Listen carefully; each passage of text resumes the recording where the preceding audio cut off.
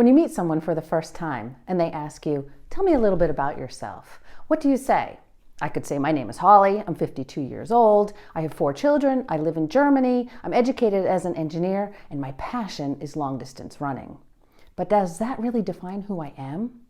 Imagine you're born and your parents give you up for adoption and you're raised in another state or another country and you speak a different language. You have a different upbringing, different friends, you marry someone different and your career is completely different. But you're the same person, right? So what defines who we are? If that same person, instead of asking, tell me a little bit about yourself, they said, what are your passions? Now we're getting a little bit closer to the true you.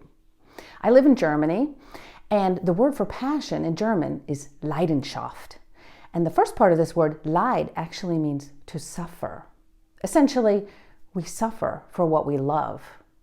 What are you willing to suffer for? I participate in a sport called adventure racing, whereby we run, bike, paddle, and swim for several hundred miles nonstop.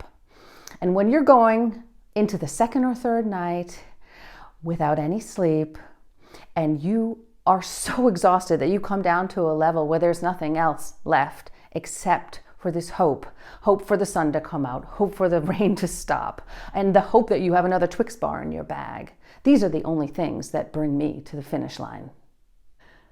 So what are you willing to suffer for?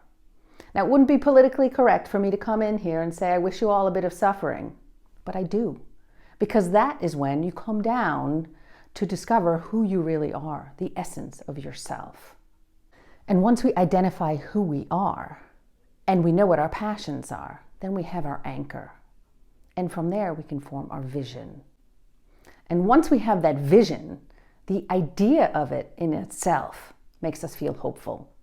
And it's that hope that builds a bridge between our present and the future.